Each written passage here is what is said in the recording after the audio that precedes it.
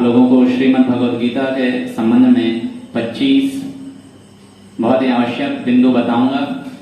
इन बिंदुओं को जानने के बाद आप श्रीमद् भगवद गीता के संदेशों को बहुत आसानी से समझ सकते हैं और साथ ही साथ अपने जीवन में उन्हें उतार कर अपने जीवन को सुखमय, सरल और सुविधाजनक बना सकते हैं।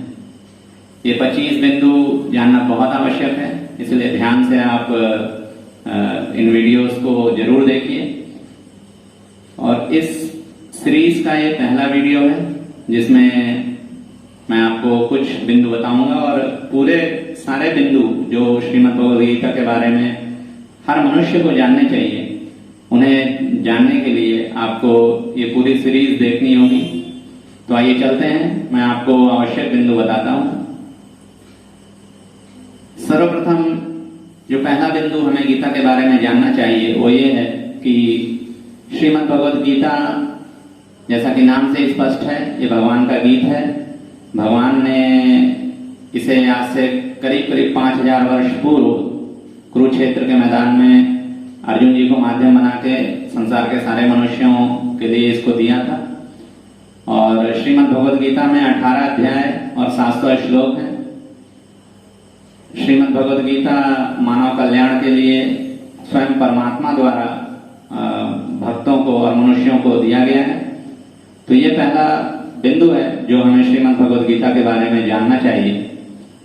श्रीमद् भगवद गीता को लेके जो दूसरा आवश्यक बिंदु है जो हमें जानना चाहिए वो गीता 4:1 में भगवान श्री कृष्ण गीता का इतिहास बताते हैं कि गीता सर्वप्रथम सृष्टि के प्रारंभ में परमात्मा ने, भगवान श्री कृष्ण ने व्योस्वान को दी थी।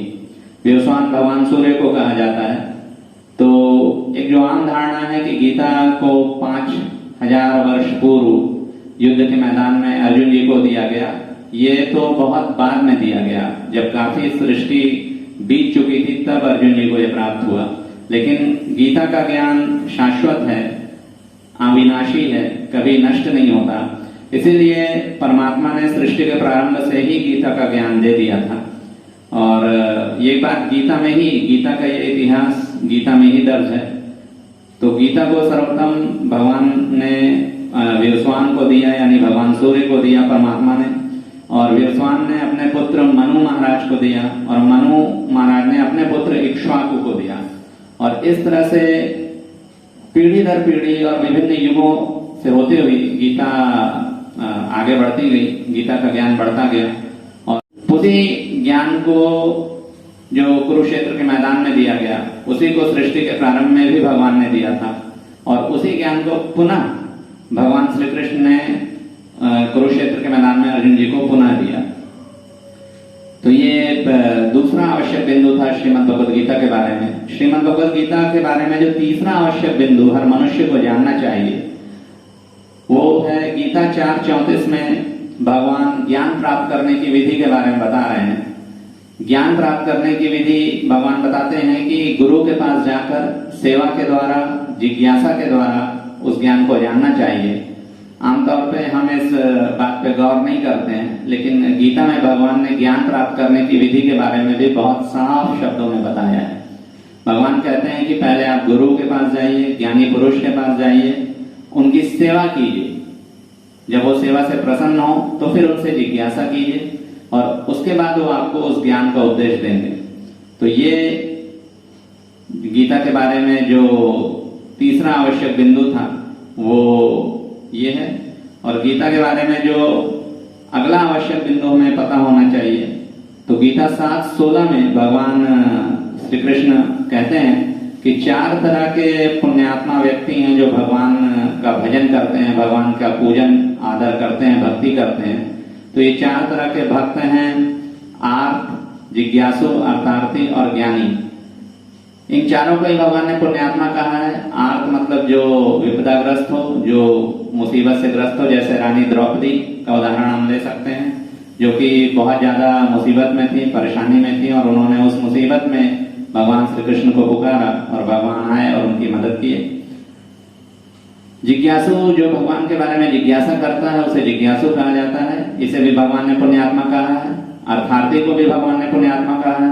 यानी जो अर्थ का इच्छुक है, जो धन, नौकरी, मकान, इस तरह की संपदाओं का स्वामी बनना चाहता है और इसके लिए वो भगवान को वो सर्वोच्च मानता है और भगवान से ही ये चीजें मांगता है, तो ऐसा भी व्यक्ति भगवान की नजर में पुण्यात्मा है। लेकिन इन सभी में जो सबसे श्रेष्ठ है, जो सबसे सर्वोच्च है, वो है भगवान का ज्ञानी भक्त, जो भगवान से कुछ भी नहीं मांगता, भगवान की निष्काम भक्ति करता है और भक्ति करने को अपना कर्तव्य समझता है। गीता के बारे में जो अगला बिंदु हमें जानना चाहिए हर मनुष्य को, वो है गीता 7:30 में भगवान श्री कृष्ण बताते हैं कि वो अधिभूत, अधिदेव और अधियज्ञ हैं, अर्थात सभी भूतों के स्वामी हैं। भूत प्राणियों को कहा जाता है, यानी सभी प्राणियों के स्वामी हैं भगवान, सभी देवों के स्वामी हैं, अधिदेव हैं, और सभी यज्ञों के स्वामी हैं। यज्ञ का मतलब होता है वो सारे शुभ कार्य जो भगवान को अर्पित किए जाते हैं और भगवान की इच्छा के लिए किए जाते हैं, उन सभी कार्यों को यज्ञ कहा जाता है। तो भगवान यहाँ ये बताना चाह रहे हैं कि संसार के सभी प्राणी, संसार के सभी देवी देवता और संसार के सभी यज्ञ, इन सब के स्वामी एकमात्र परमात्मा है, और जो इस बात को जानते हैं वो मृत्यु के समय भी इस बात को स्मरण करते हुए ही शरीर त्याग करते हैं। तो ये आवश्यक बिंदु है जो गीता के बारे में हमें जानना चाहिए। इसके बाद गीता के बारे में जो आवश्यक बिंदु हमें अवश्य पता होना चाहिए वो है गीता 8:5, 8:6 और 8:7 में भगवान श्री कृष्ण बताते हैं, और ये बहुत ही ज्यादा वैज्ञानिक बात है, हर मनुष्य के जानने योग्य है, जबकि अति आवश्यक है। जानने योग्य से भी बढ़कर ये बहुत आवश्यक बात है।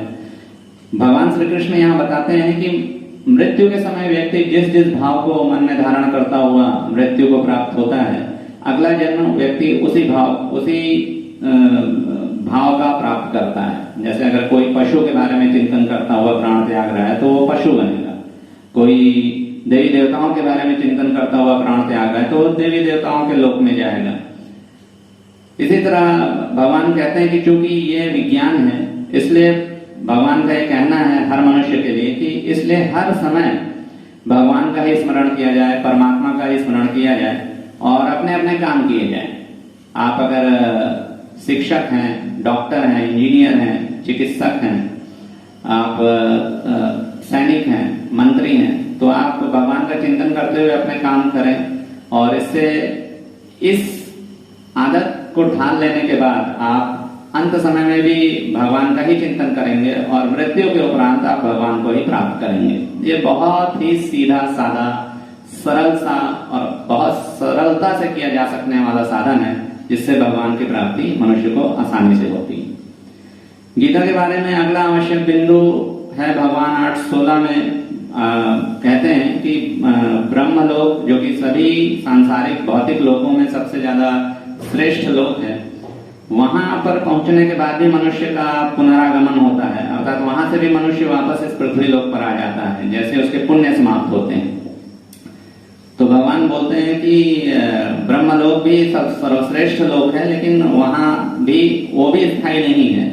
इसलिए मनुष्य का लक्ष्य संसार का कोई भी लोक ना होकर मनुष्य का लक्ष्य परमात्मा होना चाहिए। ये बात भगवान यहाँ बताते हैं, क्योंकि परमात्मा को ही पाकर मनुष्य का पुनर्जन्म नहीं होता, मनुष्य की जन्म और मृत्यु के बंधन से मुक्ति हो जाती है। इसलिए भगवान चाहते हैं कि मनुष्य मुक्त हो जाए, वो जन्म और मृत्यु के इस फेर में न भटके। गीता के बारे में अगली आवश्यक जो बात है, जो भगवान बताना चाह रहे हैं हमें, वो 9:3 में भगवान बोलते हैं कि जो भी इस धर्म पर यानी गीता ज्ञान पर श्रद्धा नहीं रखता है, वह पुरुष भगवान को प्राप्त नहीं कर पाता है, और भगवान को ना प्राप्त करके वो इस मृत्यु संसार पथ में भटकता रहता है। ये बहुत आवश्यक बात है, क्योंकि हर मनुष्य मुक्त होना चाहता है, वो इस संसार के मृत्यु पथ में नहीं भटकना चाहता, क्योंकि यहाँ बार बार जन्म लेना है, संघर्ष है, बहुत सारे कष्ट हैं, बहुत सारे दुख हैं, लोगों से मिलन होता है लेकिन उसके बाद वियोग होता है, उसमें दुख होता है। तो ये संसार को भगवान ने एक दुखालय जैसा बताया है, लेकिन इस संसार से मुक्ति भी आवश्यक है। तो भगवान ये बताते हैं कि जो व्यक्ति गीता ज्ञान पे श्रद्धा नहीं रखता है, विश्वास नहीं रखता है, वो बार बार मृत्यु के पथ में आवागमन उसका होता रहता है। इसके बाद जो आवश्यक बिंदु भगवान हमें बताते हैं गीता के बारे में जो हमें जानना चाहिए, वो 9:7 और 9:8 में भगवान बताते हैं कि सृष्टि के प्रारंभ में सभी प्राणियों को भगवान ही उत्पन्न करते हैं और भगवान ने विभागमय बना रखी है अपनी सृष्टि। मतलब भगवान पहले प्रकृति माँ को प्रकट करते हैं और प्रकृति माँ फिर उसके बाद सारे जीवों को प्रकट करती हैं। तो जिन्हें हम मदर नेचर कहते हैं, प्रकृति माँ, वही सब भगवान की आज्ञा से सारे जीवों को उत्पन्न करती हैं और जब प्रलय होता है, जब सृष्टि का अंत होता है, तो सारे जीव भगवान में ही समा जाते हैं। तो ये बहुत वैज्ञानिक बात है जो भगवान ने बताया और यहाँ भी भगवान यही बताना चाह रहे हैं कि वही सबके स्वामी हैं। तो ये इस सीरीज का पहला वीडियो है जिसमें हमने जाना आवश्यक बातें, कुछ आवश्यक बिंदु, और बाकी की जो बातें हैं वो हम इस सीरीज के अगले वीडियो में देखेंगे।